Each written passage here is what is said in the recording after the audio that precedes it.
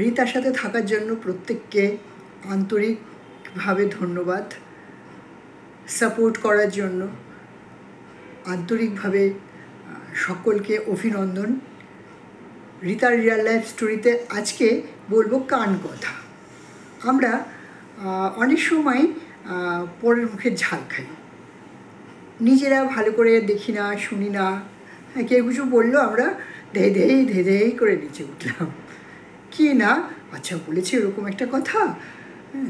যে কোনো বিষয় আমরা এরকম শুনে শুনে, কোথাও কেউ বেড়াতে গেছে সেখানে সম্পর্কে সে ভীষণভাবে বললো, জানিস ওখানে জলের কষ্ট, এখানেই থাকার কষ্ট, প্রচুর পরিমাণে মশা, লোকাল লোকগুলো একদম কোনো রকমভাবে কোনো সাহায্য করে না, সবসময় দুর্ব্যবহার করে টুরিস্টদের সাথে, হেন তেন।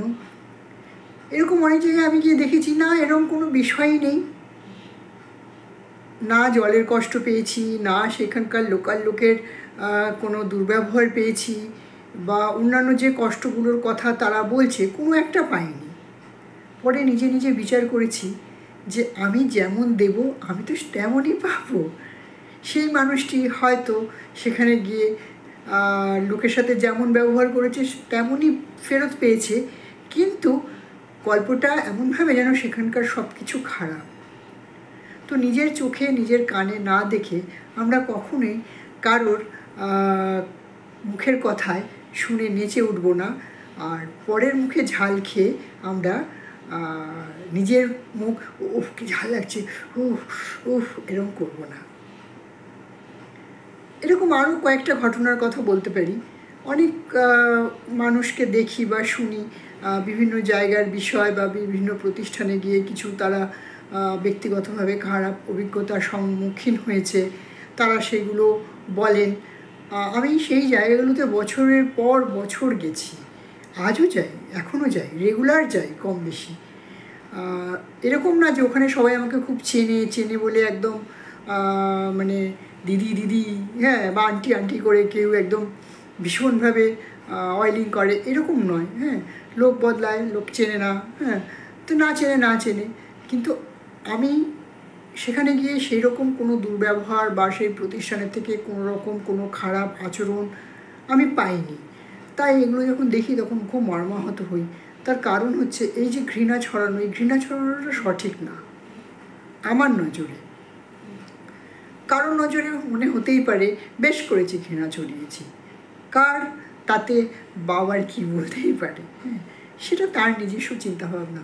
কিন্তু একটু যদি আমরা ভাবি যে এইভাবে ধরুন আমরা যদি নিজের যে বক্তব্যগুলো, যেখানে আমাদের খারাপ কোনো জায়গায় গিয়ে অনুভূতি হয়েছে বা খারাপ কিছু পেয়েছি, তো একবার চিন্তা করতে হবে যে আমি সেই সময় আমার কি ব্যবহার প্রতিফলিত হয়েছিল অন্যের ওপর।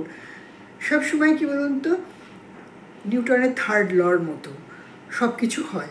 আমি কাউকে খারাপ ব্যবহার করলে সে আমাকে ভালো ব্যবহার করবে? কখনোই করবে না। বা আমি গিয়ে খুব দাদাগিরি করে কাউকে বললাম কিছু, হ্যাঁ, সেই সময় তার মুড এরকম থাকতেই পারে যে সে পাল্টা আমাকে 10টা কথা শুনিয়ে দিল।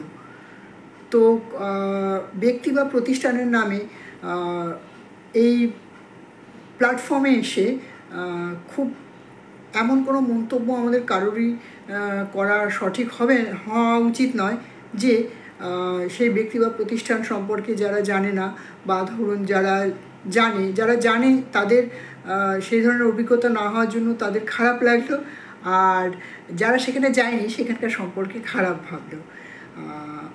আমরা আর পরের মুখে ঝাল খাবো না। এবার থেকে আমরা প্রত্যেকে চেষ্টা করব, যে যাই বলুক, আমাদের নিজেদের চোখ কান খোলা রেখে সেই জায়গার সম্পর্কে নিজের রিভিউ নিজে দেব। অন্য কারোর কথা শুনে আমরা নেচে উঠবো না, হ্যাঁ, বা অন্য কারোর কথা শুনে কোনো ভুলভাল মন্তব্য আমরা করব না। ফেসবুক প্ল্যাটফর্ম হওয়াতে সকলের খুব সুবিধা হয়ে গেছে, যে যা পারছে লিখছে। আমিও বলি অনেক কিছু, এরকম না যে আমিও বলি না, আমিও বলি, কিন্তু আমি একটা কাজ খুব সচেতনভাবে এড়িয়ে যাই, কোনো ব্যক্তি বিশেষের বিষয়ে ঘৃণা বা কোনো প্রতিষ্ঠান সম্পর্কে নিজের ওপিনিয়ন এই জায়গায় দেয়া। তার কারণ হচ্ছে যে আমার অভিজ্ঞতা যদি খারাপ হয়ে থাকে তাতে আমার অনেকটা দায় আছে, এবং আমি মনে করি যেখানে গিয়ে যে খারাপ অভিজ্ঞতা হয়েছে তাতে তাদের দায়টাই বেশি। সেই মানুষের বা সেই আপনার প্রতিষ্ঠানের নয়। নিজের মুখে ঝাল খাবো, অপরের মুখে আর ঝাল খাবো না। আজকে থেকে আমরা কান কথায় চলবো না, নিজের কানে শুনবো, নিজের বিদ্যা বুদ্ধি দিয়ে বিচার করব। রিতার সাথে থাকার জন্য অসংখ্য ধন্যবাদ। সবাই ভালো থাকবেন, সকলের উপরে ঈশ্বরের কৃপা বর্ষিত হোক। আসছি, আবার আসবো।